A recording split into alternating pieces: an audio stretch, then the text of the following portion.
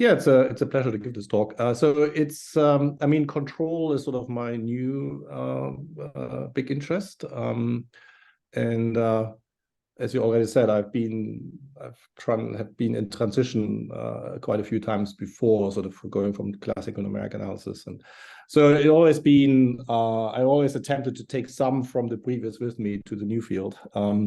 And in this case, I guess I'm trying to see what we can do with data assimilation techniques, generally speaking, in the context of control. And of course, I'm aware that you very much also interested in this. So I hope what I'm going to talk about is going to be of interest to you.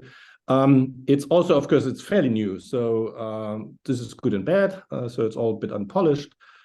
At the same time, it's all exciting because I'm just on it, so to speak. But I might get a bit carried away, so interrupt me whenever I'm going too slow or too fast or whatever, or something is unclear. Okay, so what are we talking about? So I will give a brief introduction to stochastic optimal control in the setting I wish to sort of consider. And then, of course, there's the famous HJGB equation that comes with it. And the sort of the main idea of the talk is to reformulate the Hamilton-Jacobi-Bellman equation in terms of forward and backward evolution equations, McKean-Vlasov type equations, and then utilizing ideas that we're familiar with from the ensemble Kalman filter to find an approximate solution of that. So the general idea is basically to replace solving a PDE by replacing it by a particle type evolution equations, which hopefully provide an efficient alternative to solving the PDE, in this case, the Hamilton-Jacobi-Bellman equation. So the talk is, split in two parts. I mean, the first part is a bit of an introduction, what has been done, and then I will say a bit about the literature, and then the second part will be what sort of my take on it. Right, so that's the plan for the next sort of 40 minutes, maybe. And so we will do everything in continuous time. So it's a control problem in continuous time where you have this term that introduces the control.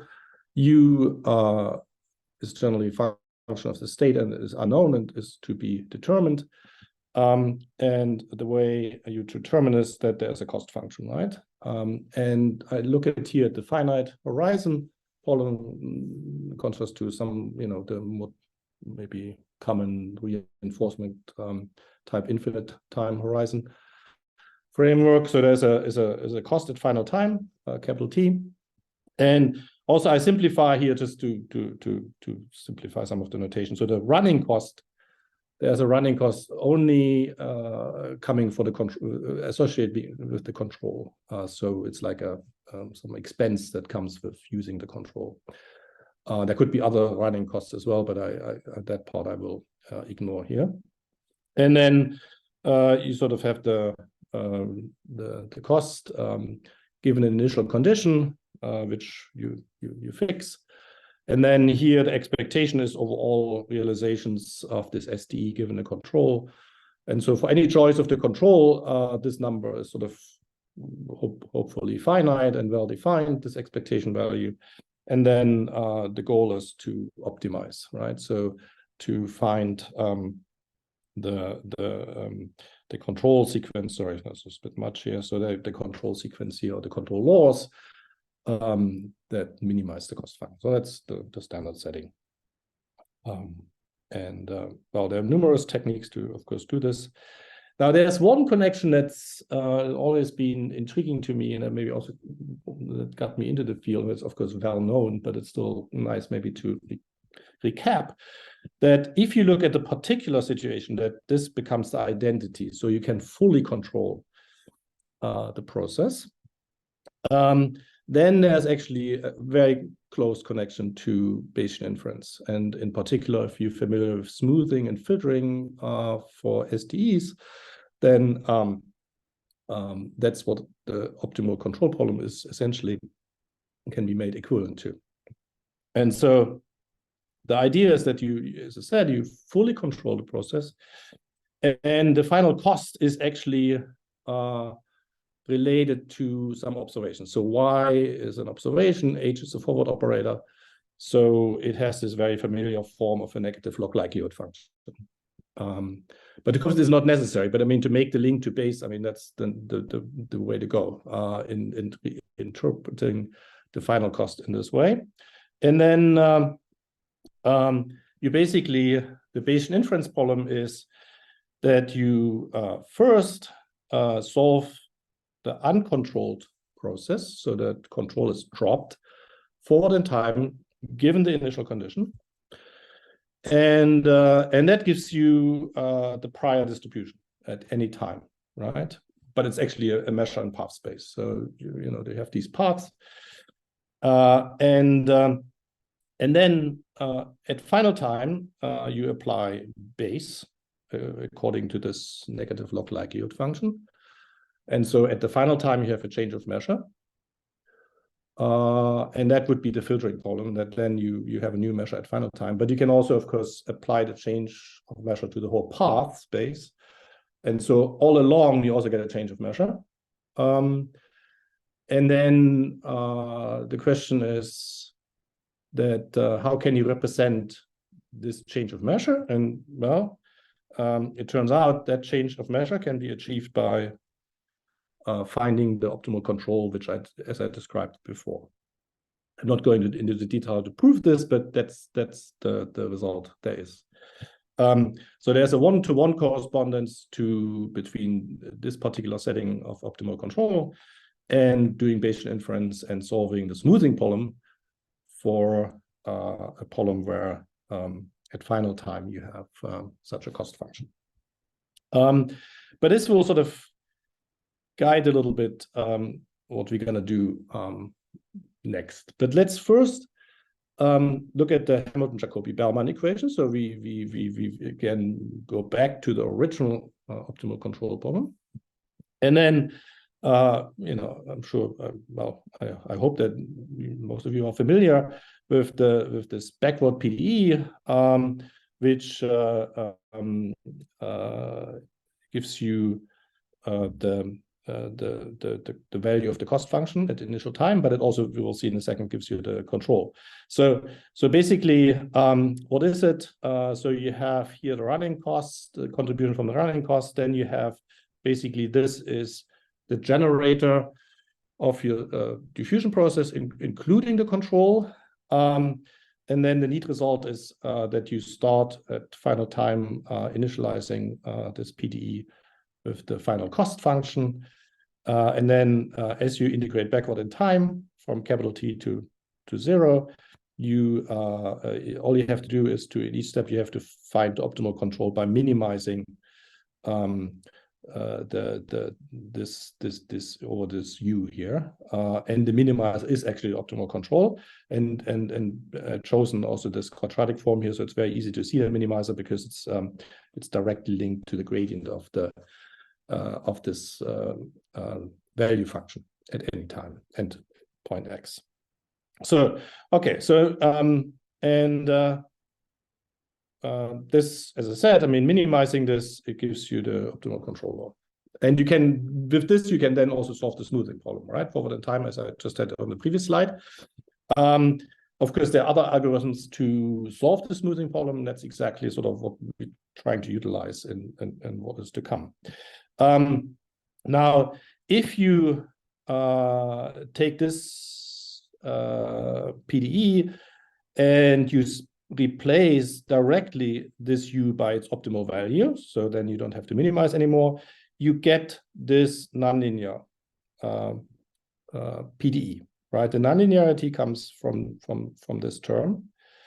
And so this is a little bit annoying, right? So without control, without this, you just get the backward Kolmogorov equation as we all know it. I mean, it's a generator of the diffusion process without the control.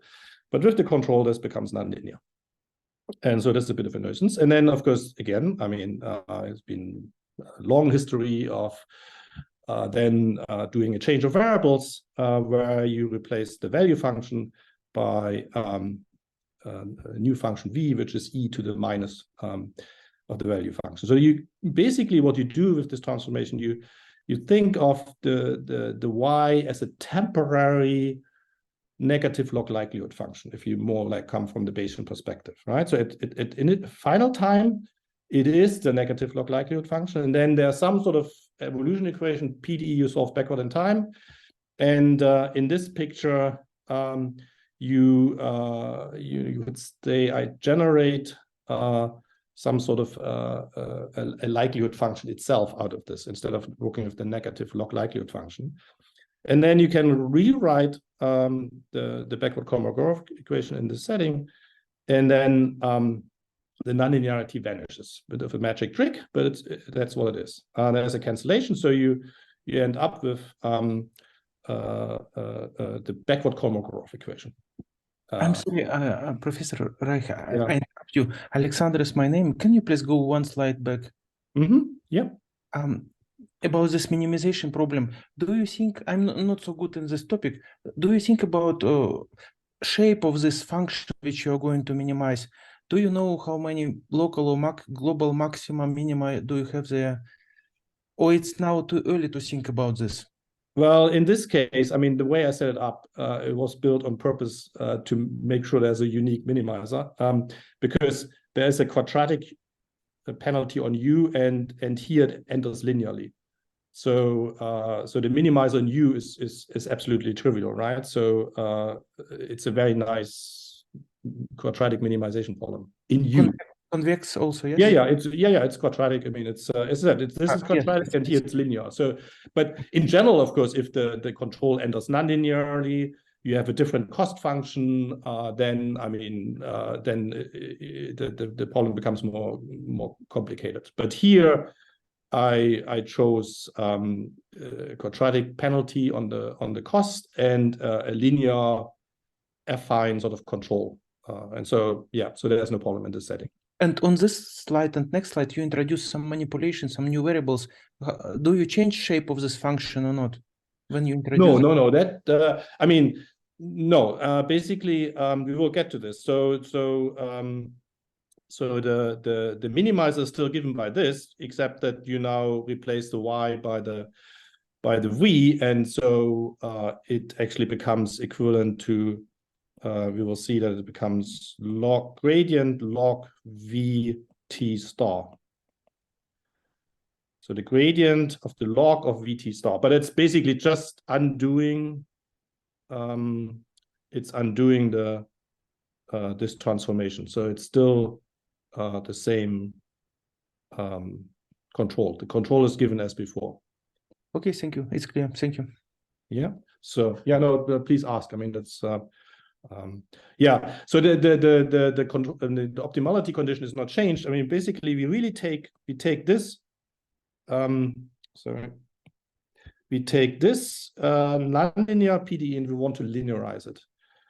And the easy trick is to use this transformation, but which has a nice interpretation in what is to come, that this can be interpreted as a likelihood function. Whereas this can be interpreted as a negative log likelihood function if you think from a statistical perspective. So anyway, then you solve this, and as I said, it's probably just to come. Yes, so here it is. The associate control is then given by this, and so everything is beautiful and easy, and there's nothing new here, right? So now, if you don't fully control the process. So G is different from the identity. You maybe can only control some of the components. Then there is an addition. The equation remains nonlinear, even though you transform to the v variable. It remains nonlinear because you have this term, which is a difference of two terms, which happens to vanish if G is equal to identity, right? So as you can see, right? And so this this makes the problem of partially controlled processes so much more difficult than when you have full observations. I'm sorry, small question. Quotation not clear. Is it a one-dimensional optimization problem, or it could be 2 or 3-dimensional? It can be multi-dimensional. So the U is generally multi-dimensional. Okay, thank you. So U is a, yes, so where is it? If I go back to the original. Yeah, so this is a matrix and this is a vector, generally speaking. Thank you, clear. So this is a proper L2 Euclidean norm of a vector. Yeah. F is scalar, right? So the final cost is a scalar. That's why I can think of it as like a negative log likelihood function. So that's scalar. This is also a scalar object, of course. Okay, so sorry for flipping this around. So that's yeah. So and we will this will be at the focus of the second half of the talk. That how to deal with this term. But before I introduce sort of the key idea of the algorithm in this simplified setting here, where you can fully control the process. And so it's actually very much, I don't know if you are familiar with this whole generative diffusion modeling and score generative modeling in machine learning, which has generated quite a bit of a hype. It's very much related to this, what I'm going to talk about. So what is the idea? So we basically go back to the smoothing problem. I mean, there is this duality between optimal control and the smoothing problem from Bayesian inference.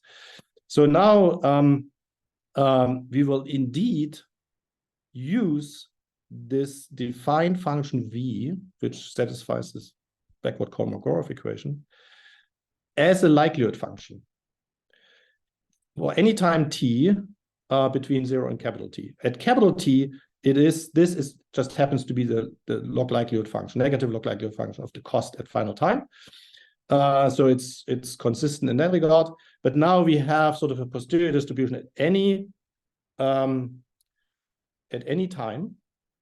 And so this is actually the smoothing distribution in the sense of Bayesian inference at any time. And then what we're going to do, and this solves the forward SDE without control, right? This is a prior. The prior doesn't see the control, and then you now interpret this as a change of measure to the posterior, which has the control somehow in it, or you can think of it as a control process generating this distribution. So, so the idea is now to basically, instead of simulating this and this, we simulate this, it's easy anyway, and we're gonna derive an equation for this term, which will also be a Fokker-Planck type equation. And then once we have this and we have this, then this gives us the V, which then becomes optimal control. And furthermore, the optimal control is then we saw it's the log of the V, the gradient of this, the gradient log of V. And so we can write this now as the gradient log of the difference of two densities, the posterior and the prior. And that's how we're going to approximate the control. And furthermore, again, I'm not showing this, I'm just stating is this family of distributions is indeed the smoothing distribution at any time, as you would get it from a classical Bayesian inference perspective over diffusion processes. And if you see this, then you already say, oh, wow, this looks indeed a bit like all this diffusion modeling and score generative modeling. So there has been quite a bit of machinery developed in discussion on how to approximate these sort of things. So that's what we're going to utilize. So now I still haven't given you the evolution equations for this we know it already. This is just the standard Fokker-Planck equation forward in time without the control. That's how the distribution here is being generated, or the PDE that it has to follow. And it starts at the point x0. And then this distribution, you can, after manipulations, it's just a lot of differentiation, you get this PDE. which is also Fokker-Planck, with a slightly modified drift term. So you have the grad log of the density that comes with the forward process. So the backward, I mean, okay, this Fokker-Planck equation is coupled to the forward Fokker-Planck equation. And then there's an important thing here. Here we have a plus, and here we have the diffusion entering with a minus. But we're solving this anyway backward in time, so it's just the right diffusion, actually. So again, it's like this, if you're familiar with diffusion modeling, then it's exactly the sort of forward-backwards thing. And so, so this has actually the right side, because we start from, so to speak, the posterior distribution at final time. And then by solving this Fokker-Planck equation backward in time, we get the smoothing distribution at any time up to time 0, initial time.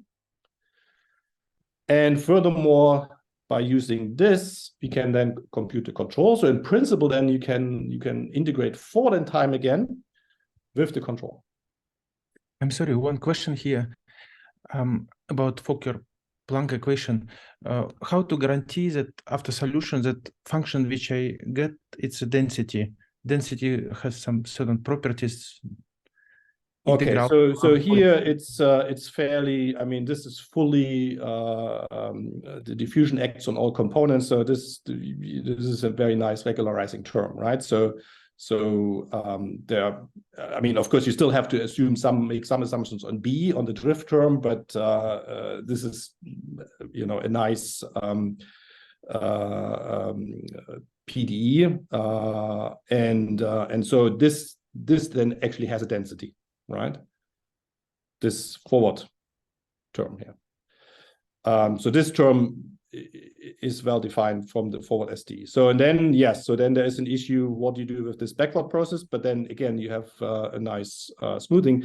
But there is a problem. I mean, indeed, because as you approach 0, this approaches Dirac delta. So there is a singularity at time 0, right? Because you start, this equation starts with a Dirac delta at initial time. Of course, we know that this smooths it away immediately. But so this process is basically defined right up to time 0, but it's not at 0, it's singular. So there is a bit of a technicality there. But otherwise, I mean, these are nice,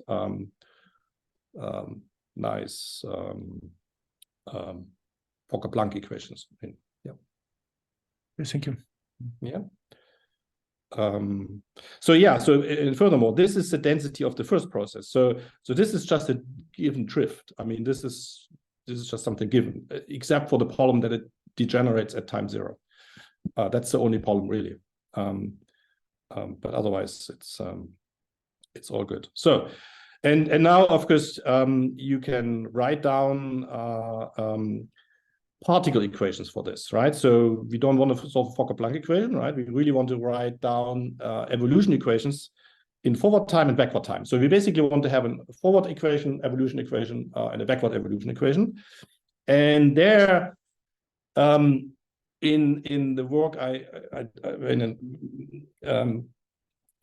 we've been using, or what I will also talk about later, we actually use this trick that, well, we know that this is a Fokker-Planck equation of an SDE, but we're not gonna write it as an SDE, but we write it as a mean field equation, where there's a driving term which involves a grad log density at time of this random variable at time t. So there's this way of, you can basically this equation arises either from an SDE, as we all know, and I wrote it down earlier with Brownian motion, or you can write it down as an ODE system, which has a drift term that depends on the distribution. So it has a Mikin-Vlasov type representation. And so I'm using this here because all stochasticity is gone. Of course, you again might spot a difficulty here, because at time 0, this is singular. So at time 0, this equation is not well defined because there is no density at time 0. But any time later, we know that, I mean, under nice assumption on B, on the drift, there should be a density. And so this term will exist. So at time 0, you have to think a little bit. I mean, you can initially distribute a little bit or whatever. So there, but there's this technicality. But let's not bother too much about this. So anywhere else for t larger than 0, you can write it. And the Liouville equation that comes with this is exactly this. Right? Now you can also do the same thing backward in time. And so you get this term which we had before, and then you get this term which corresponds to the diffusion. Again, the diffusion rewritten as a mean field interaction process. It's related to the Felix Otto work on Wasserstein flows, etc. So now we got basically the forward ODE and the backward ODE we need to solve. We use particles, and we're done. And that's the basic idea of this this sort of rewriting everything in terms of a forward density and a backward density. And it's sort of related to forward filtering, backward smoothing algorithms, etc. So it's sort of the same idea. And again, there's basically what you need to do. You solve this forward in time with this initial condition. Then at final time, you do this change of measure, which is a standard sort of filtering or data assimilation step, where you have this distribution. You take e to the minus f as the data likelihood, and then this gives you the initial condition for solving this ODE backward in time. And again, I mean, this term arises also in this diffusion modeling and score generative modeling. Okay, yeah, so that's what is required are grad log density estimators, right? So you have to estimate. I mean, if you have particle solutions, then in each time step you will have to estimate these quantities. But that's, I mean, there's been a lot of progress on this recently in the context of machine learning. Okay, so let me just briefly say a few words about the literature. So this duality of control and filtering, there's a famous paper by Fleming and Mitter.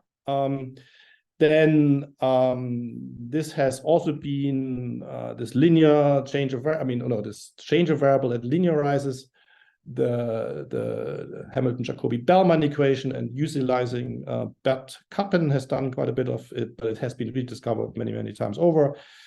Now, this whole idea of solving stochastic diffusion processes in reverse time, there's a nice paper by Anderson, but Nelson has done work on this before as well. Again, this is very much at the heart of this diffusion modeling, score generative modeling, so popular now in machine learning.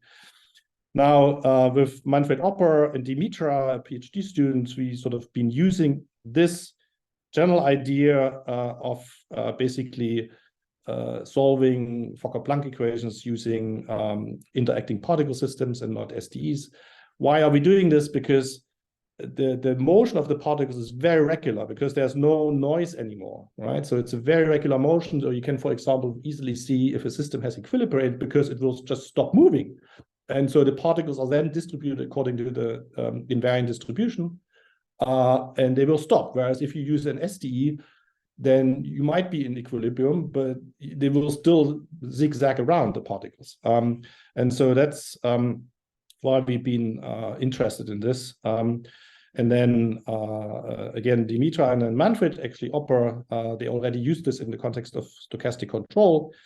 Then there has been work by Sean Mine and Prashant and the PhD student again, Yoshi, who basically had a sort of a similar idea, but they basically, what they've done is to say, interpret this directly as a density, and then writing down a Fokker-Planck, a backward Fokker-Planck equation for this object instead of this.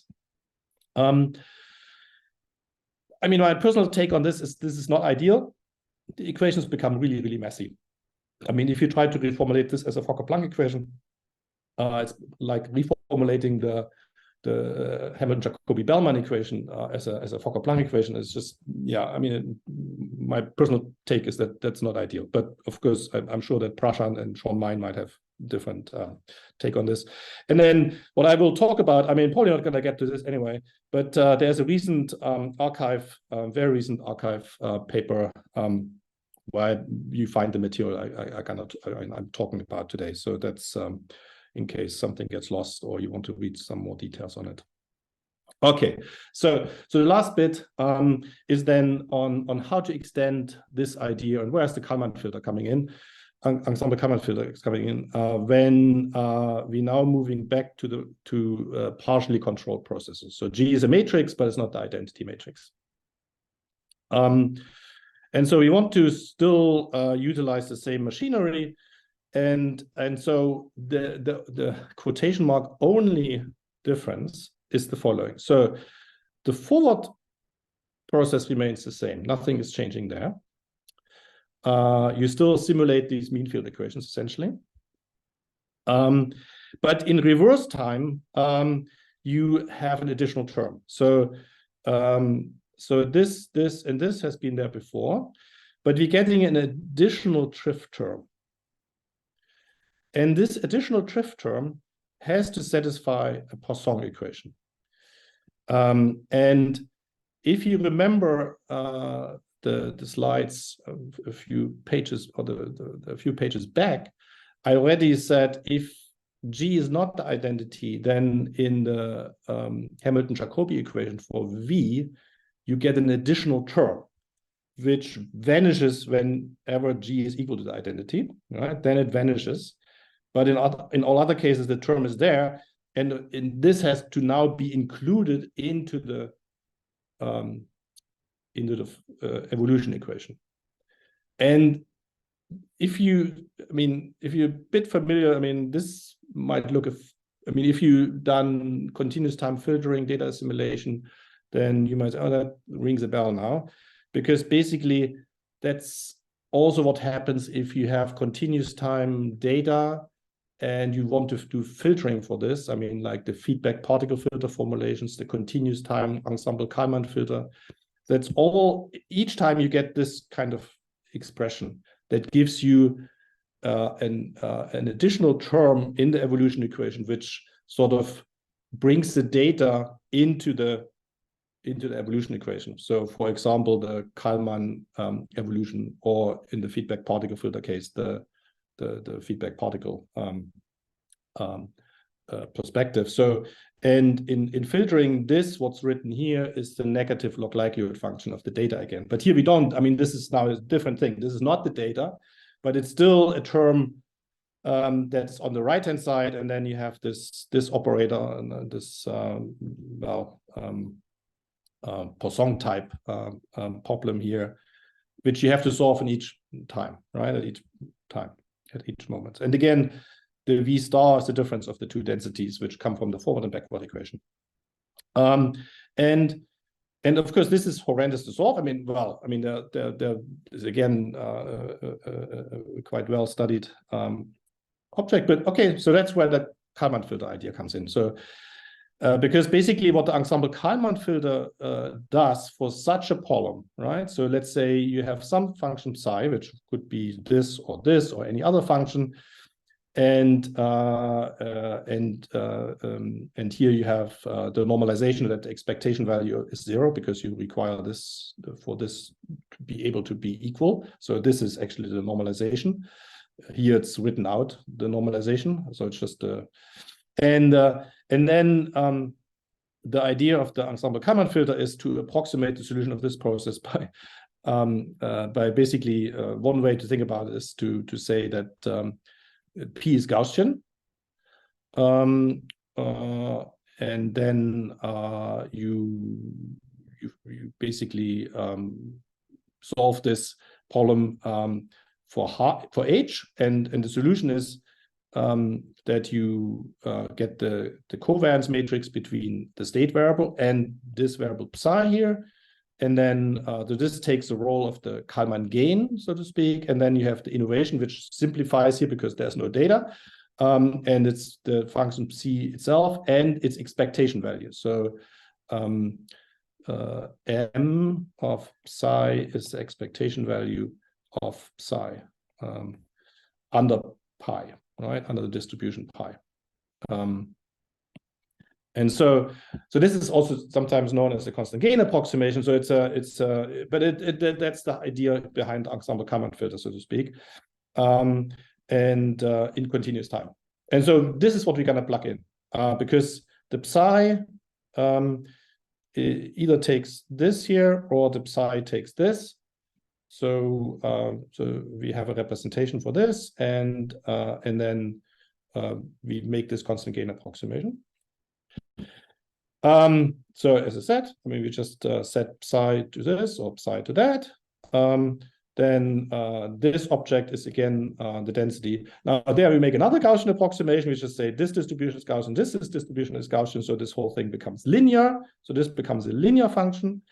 And off we go, right? So here we make this approximation for the densities, and then you can plug everything in together.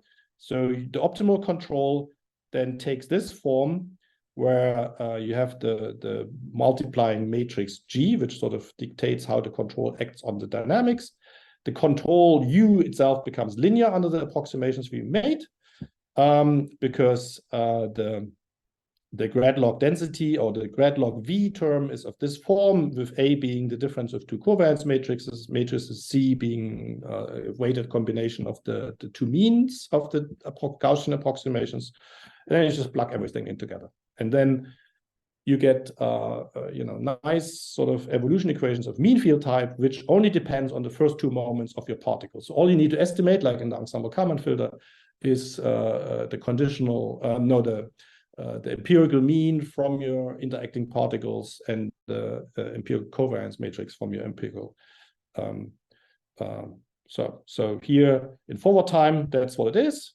So you have your nonlinear drift term.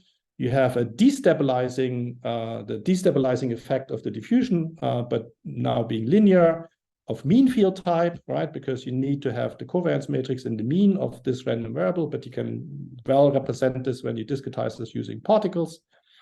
The same for the backward process. You get this term acting actually stabilizing, and this acting destabilizing, because again, you have to revert the error of time. So you're solving this backward in time, plus a source term that comes from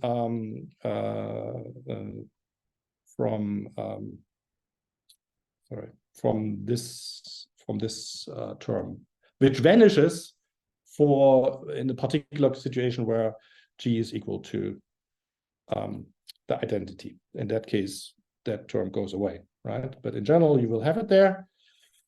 At final time, you employ the ensemble Kalman filter. So you solve this particle system forward in time. You get a bunch of particles. You apply the Kalman filter step, ensemble Kalman step at final time. You get a new set of particles. These are providing the initial conditions for this. You solve this backward in time, and then from this you can compute the control law in a linear way. So to wrap up, I mean, this part, and I'm not going to come to the last part, but maybe I just can at least mention what alternative another alternative approach. So here is a pendulum, a nonlinear pendulum, which you can control in the momentum equation, right? So theta is the angle.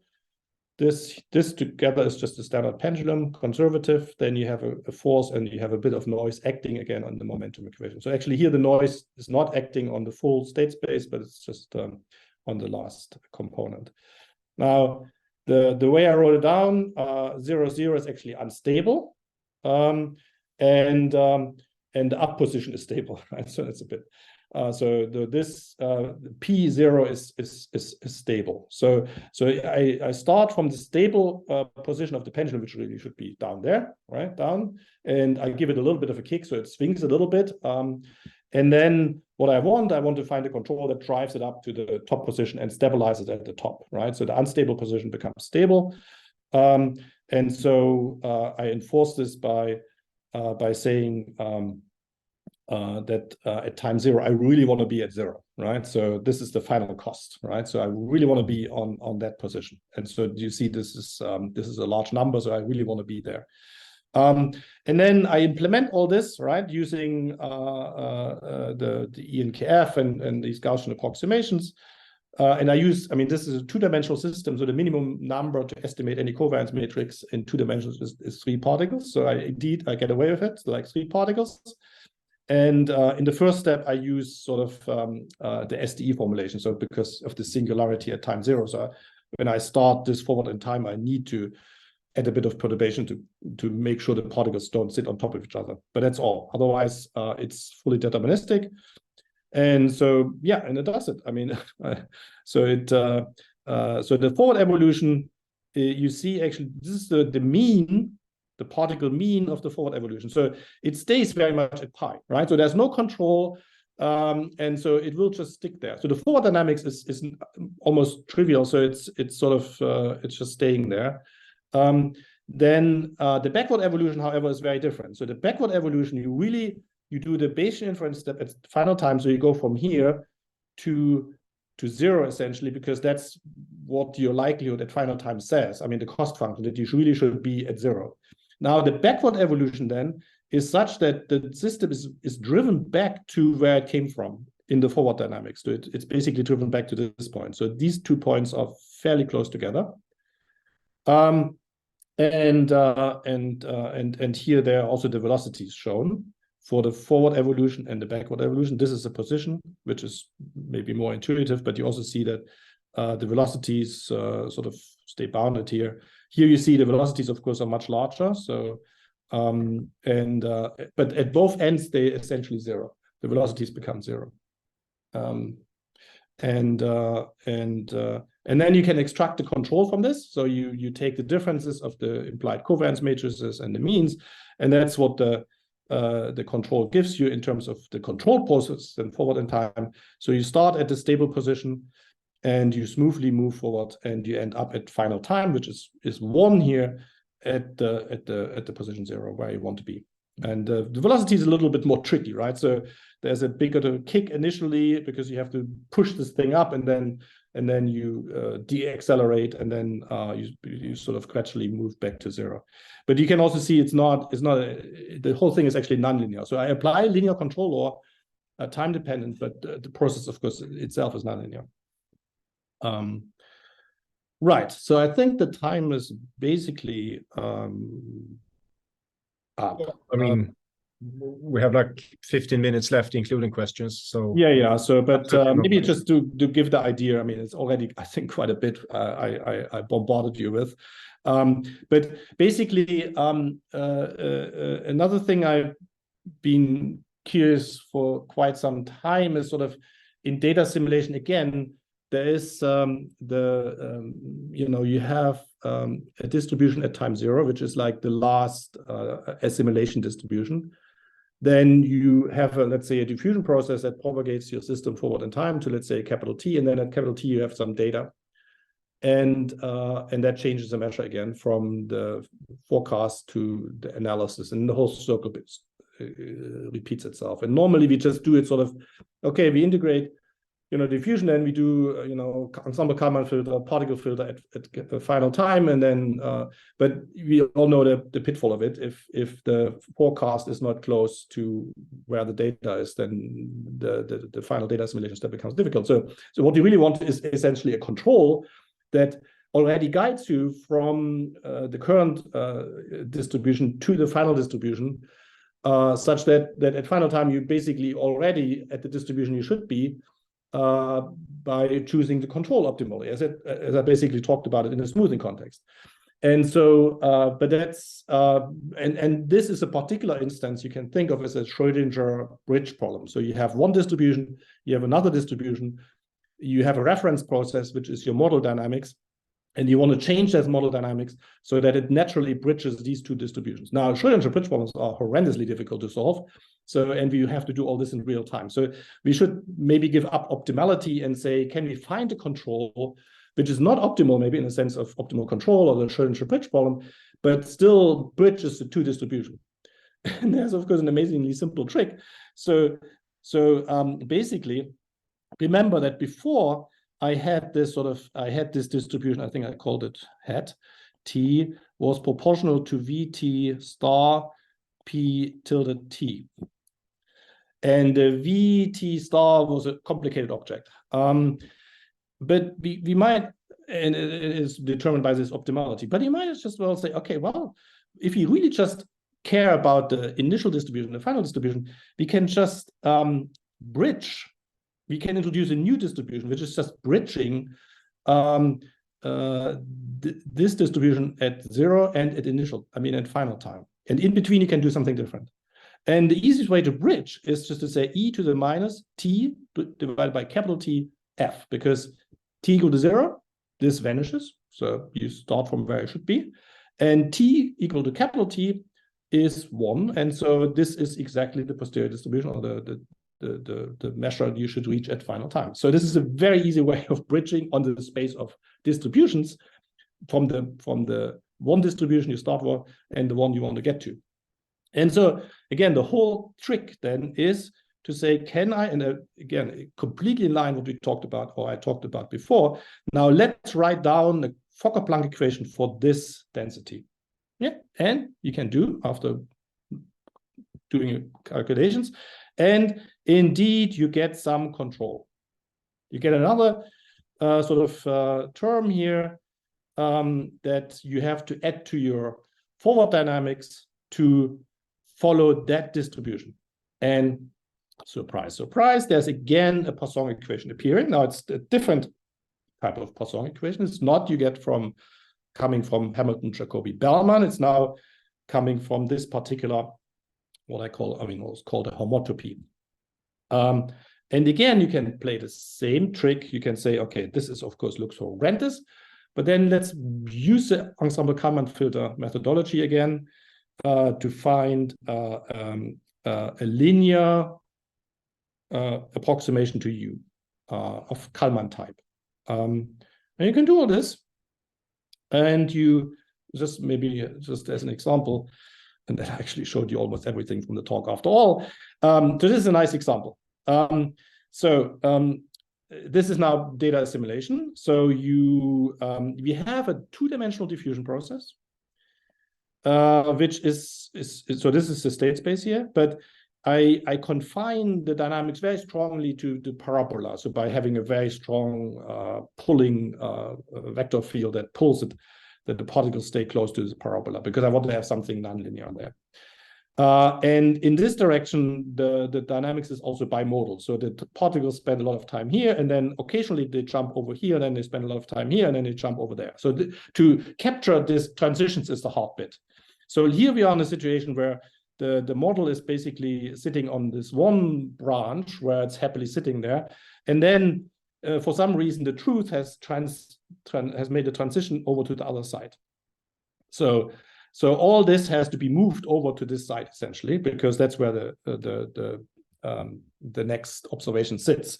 But we only observe this component. We don't observe this component. So you know that the component here is there, but you don't know the second component. Now, if you do the ensemble Kalman filter, it does a linear regression ansatz. So the ensemble Kalman filter will shoot everything up there because you basically this is your prior.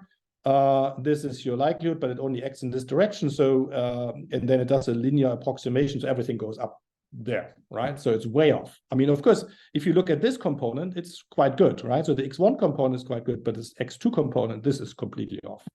Now, if you do this nudging, I mean, if you sort of do the same thing and you introduce this force, I mean, this control, the particles just nicely move from here to here after final time. No problem whatsoever. And you see that the evolution also, at time very close to 0, you're still there, but already at time 0.2 and final time is 1, the particles already moved over to the other side, and then at time 0.8, they are already, so they are where they should be, and at final time it's what you get here. So that's an application of these control ideas to data assimilation. And again, in the next step, what I want to do is to see if I can use the same methodology to actually also find approximate optimal controls by actually not having to solve a forward and a backward problem, but actually just having to solve a single forward problem. Of course, I have to give up optimality at that point, but it might still lead to good controls in a sense, as it's shown here, that you end up where you want to be, and still having a reasonable dynamics in between. Not optimal, but computationally quite feasible. Yeah, and with this, I'm done. So the whole idea has been to use particle dynamics to solve replacing Hamilton-Jacobi-Bellman equations, and then using, well, admittable, very brutal approximations, making everything Gaussian. So it's clear in a highly nonlinear problem as the ensemble Kalman filter, it has to break, right? So I'm sure it's easy to break these methods, but you know, this is the future where we can then maybe understand when it breaks. And there, of course, as I said, there's a lot of work on grad log density estimations now using neural networks and other like diffusion maps, where one can make better approximations, but then of course you need more particles and things like that. So there will be the usual trade-off with the ensemble Kalman filter, accuracy versus robustness. Yeah, and with this, I'd like to finish, and thank you very much for listening. And yeah, I guess there's still a couple of minutes for questions.